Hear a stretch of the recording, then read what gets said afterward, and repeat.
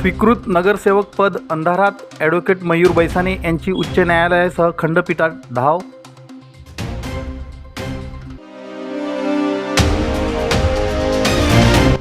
छत्रपती शिवाजी महाराज की जयच्या गजरात नाट्यमंदिरात सांस्कृतिक कार्यक्रमांचा समारोप.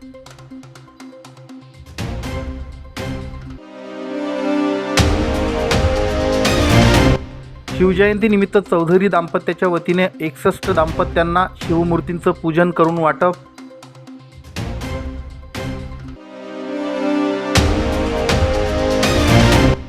आणि शिवजयंती उत्सवांतर्गत सणसवाडीत प्रवीण वाघ यांना आदर्श समाजसेवक पुरस्कार प्रदान. धुळे महानगरपालिका क्षेत्रात स्वीकृत नगरसेवक पदावर सुशिक्षित बुद्धिजीवींचा अधिकार असताना या संदर्भात हवी तशी जनजागृती अद्याप करण्यात आलेली नाही. परिणामी स्वीकृत नगरसेवक पद आजवर अंधारात राहिलं आहे. या संदर्भात ॲडव्होकेट मयूर बैसाणे यांनी जोरदार आवाज उठविला असून संपूर्ण महाराष्ट्रात जनजागृती घडवून आणली आहे. नुकतीच त्यांनी 20 फेब्रुवारी रोजी या संदर्भात उच्च न्यायालय मुंबई खंडपीठ संभाजीनगर येथे जनहित याचिका दाखल केली आहे. महाराष्ट्रातील ही पहिलीच जनहित याचिका असून या याचिकेचं ॲडव्होकेट चेतन बी चौधरी हे उच्च न्यायालयात कामकाज बघणार असल्याचं ॲडव्होकेट मयूर बैसाणे यांनी घेतलेल्या पत्रकार परिषदेत स्पष्ट केलं. पत्रकार परिषदेला ॲडव्होकेट मयूर बैसाणे यांच्यासह advocate Rituraj Wagh, advocate Prem Sonar, advocate Akash Ghode, advocate Ravindra Pawar, advocate Sandeep Patil, advocate Saurabh Matkar, advocate Sagar Tapkire आदींची उपस्थिती होती. यावेळी ॲडव्होकेट मयूर बैसाणे यांनी स्वीकृत नगरसेवक पदासंदर्भात सविस्तर बोलताना सांगितलं की महाराष्ट्र महानगरपालिका नियम 2012च्या नियम 4च्या तरतुदीप्रमाणे डॉक्टर, वकील, प्राध्यापक, पत्रकार, व्याख्याते आदी बुद्धिजीवी घटकांसाठी सदर स्वीकृत नगरसेवक पदाची तरतूद असताना राज्यभरातील मनपांमध्ये विशिष्ट पक्षाचे पराभूत तथा नाराज उमेदवार घेण्याची परंपरा रूढ झाली होती. त्यामुळे 2011 ते 2025 पर्यंतची माहिती मिळविल्यानंतर धुळे मनपात सन 2009 ते आजवर एकूण 16 स्वीकृत सदस्यांना संधी देण्यात आली. मात्र डॉक्टर, वकील, प्राध्यापक, पत्रकार, व्याख्याते यांना हेतुता डावलण्यात आलं. नोंदणीकृत संस्थांच्या पदाधिकाऱ्यांना संधी देत असताना त्यांच्याच हिताचे उपक्रम राबविले. यात त्यांच्या कृतीशील सहभागासह अनुभवाची शहानिशा देखील करण्यात आली नाही. परिणामी कुठलाही ठोस निर्णय घेताना हे स्वीकृत नगरसेवक दिसले नाहीत. त्यामुळे शहराचा विकास देखील खुंटला. आज मितीस आपण चांगले रस्ते, पाणी, गटारी, पथदिवे या मूलभूत समस्यांवरच भांडत आहोत. स्वीकृत नगरसेवक पदावर विविध क्षेत्रातील तज्ज्ञांना जागा दिली असती तर या समस्यांवर निश्चितच तोडगा निघाला असता. दरम्यान ॲडव्होकेट मयूर बैसाणे यांनी धुळे महानगरपालिका आयुक्तांनाही या संदर्भात निवेदन दिलं असून यावर आयुक्त काय निर्णय घेतात याकडे आता साऱ्यांचं लक्ष लागलं आहे. नमस्कार. मी काही दिवसापासून धुळे शहरात तसेच महाराष्ट्रातील स्वीकृत नगरसेवक संदर्भातली माझी भूमिका स्पष्ट केलेली होती. त्याच्यात स्वीकृत नगरसेवक म्हणून डॉक्टर, वकील, इंजिनियर, पत्रकार, विविध क्षेत्रातील बुद्धिजीवी लोक घेण्यात यावे. कायद्यात तरतूद आहे की शक्यतोवर विविध क्षेत्रातील लोक घेण्यात यावे. अशी कायद्यातील तरतूद असताना देखील विविध क्षेत्रातील लोक आजपर्यंत महानगरपालिकेत घेण्यात आलेले नव्हते. त्या अनुषंगाने मी काल दिनांक 20/2/2026 रोजी माननीय उच्च न्यायालय खंडपीठ औरंगाबाद या ठिकाणी जनहित याचिका दाखल केलेली आहे. जेणेकरून बुद्धिजीवी लोक महानगरपालिके प्रशासनात सामावले जातील आणि त्यांच्या अधिकारांचं रक्षण होईल. बुद्धिजीवी लोकांचे जे काही अभ्यासपूर्ण प्रश्न असतील ते सभागृहात मांडले जातील. या अनुषंगाने मी जनहित याचिका दाखल केलेली आहे. संपूर्ण महाराष्ट्रातील ही पहिलीच जनहित याचिका आहे. त्याच्यामुळे यामध्ये नगरविकास खात्याला आपण पार्टी केलेला आहे आणि दुसरं म्हणजे ज्युरिडिक्शनचा विषय म्हणून धुळे महानगरपालिकेला या ठिकाणी पार्टी करण्यात आलेला आहे.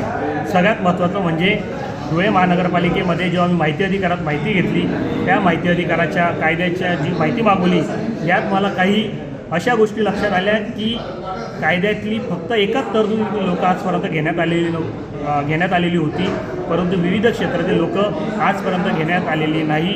ही सर्वात मोठी शोकांतिका आहे. ही माझी शोकांतिका मी मान्य उच्च न्यायालयापुढे मांडलेली आहे. त्या पद्धतीने लवकरात लवकर निवडणुका होण्याआधी मान्य उच्च न्यायालयाने काहीतरी डायरेक्शन्स द्याव्या. यासाठी सोमवारी हे जी पिटिशन आहे माझं उच्च न्यायालयासमोर ठेवलं जाईल. यावर सुनावणी होईल. ॲडमिशन स्टेजला असल्यामुळे विनंती करून ती सुनावणी घ्यावी लागेल. सुनावणी घेतल्यानंतर जे काही होईल महानगरपालिकेत स्वीकृत सदस्य हे बुद्धिजीवी घेण्यात यावे या संदर्भातली माझी भूमिका आहे. त्या संदर्भात मान्य उच्च न्यायालयात माझी भूमिका मांडणार आहे. मी महाराष्ट्र न्यूज चॅनलच्या बातमीपत्रास लाईक, शेअर, सबस्क्राईब करा. सोबतच बेल आयकॉन प्रेस करायला विसरू नका. पाहत राहा मी महाराष्ट्र चॅनल. छत्रपती शिवाजी महाराज की जय. जय भवानी, जय शिवाजी या जयघोषानं परिसर दुमदुमला आणि देशभक्तीच्या उत्साहपूर्ण वातावरणात छत्रपती शिवाजी महाराज जयंतीनिमित्त आयोजित भव्य सांस्कृतिक कार्यक्रमाचा समारोप मोठ्या उत्साहात संपन्न झाला. सांस्कृतिक कार्य विभाग, सांस्कृतिक कार्य संचालनालय तसेच जिल्हाधिकारी कार्यालय धुळे यांच्या संयुक्त विद्यमाने आयोजित 2 दिवसीय सांस्कृतिक कार्यक्रमाचा समारोप राजर्षी छत्रपती शाहू महाराज नाट्यगृह धुळे येथे झाला. यावेळी निवासी उपजिल्हाधिकारी शरद पवार, उपजिल्हाधिकारी प्रशासन संदीप पाटील, जिल्हा नियोजन अधिकारी सुनील सोनार, नायब तहसीलदार मायानंद भांबरे, सहाय्यक नियोजन अधिकारी मोहनलाल वाडिले आदी मान्यवर उपस्थित होते. मान्यवरांच्या हस्ते शिवप्रतिमेचं पूजन व दीपप्रज्वलन करून कार्यक्रमाची सुरुवात करण्यात आली. यानंतर छत्रपती शिवाजी महाराज यांची आग्रावरून सुटका यावर आधारित नाट्यप्रयोग सादर करण्यात आला. कलाकारांच्या दमदार अभिनयामुळे उपस्थितांनी टाळ्यांच्या कडकडाट त्यांना दाद दिली. विशेषतः शिवकालीन पोशाखातील सादरीकरणामुळे ऐतिहासिक वातावरणाची अनुभूती प्रेक्षकांना मिळाली. कार्यक्रमाला नागरिक, महिला, युवक, विद्यार्थी तसेच विविध सामाजिक संस्थांचे प्रतिनिधी मोठ्या संख्येनं उपस्थित होते. यावेळी सर्व उपस्थितांनी एकमुखाने छत्रपती शिवाजी महाराज की जयच्या घोषणा देत कार्यक्रमाची सांगता केली. या सांस्कृतिक सोहळ्याने शिवरायांच्या कार्याची प्रेरणा नव्या पिढीपर्यंत पोहोचविण्याचं कार्य यशस्वीपणे साध्य केल्याची भावना उपस्थितांनी व्यक्त केली. कार्यक्रमाचं सूत्रसंचालन जिल्हा आपत्ती व्यवस्थापन अधिकारी जितेंद्र सोनवणे आणि मंडळ अधिकारी अर्चना पोळ यांनी केलं. मी महाराष्ट्र न्यूज चॅनलच्या बातमीपत्रास लाईक, शेअर, सबस्क्राईब करा. सोबतच बेल आयकॉन प्रेस करायला विसरू नका. पाहत राहा मी महाराष्ट्र चॅनल. शिवजयंतीनिमित्त बालाजी ग्रुप खानदेश तेली समाज मंडळ धुळेतर्फे प्रमोद महादू चौधरी व सौ रुपाली प्रमोद चौधरी या दाम्पत्याच्या वतीनं 61 दाम्पत्यांना शिवमूर्तींचं विधिवत पूजन करून वाटप करण्यात आलं. हा कार्यक्रम धुळे शहरातील बॉम्बे लॉज चौक परिसरात पार पडला.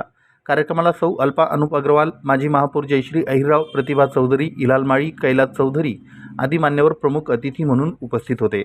कार्यक्रमाच्या सुरुवातीला मान्यवरांच्या हस्ते शिवमूर्तींची पूजा आरती करण्यात आली. त्यानंतर मंत्रोच्चारात शिवमूर्तींचं विधिवत पूजन करण्यात आलं. यासाठी 61 दाम्पत्यांना आमंत्रित करण्यात आलं होतं. पूजनानंतर या दाम्पत्यांना शिवमूर्तींचं वाटप करण्यात आलं. यावेळी वाहतूक शाखेतील पोलीस कर्मचाऱ्यांनी देखील शिवमूर्तीची पूजा केली. थाटामाटात हा कार्यक्रम पार पडला.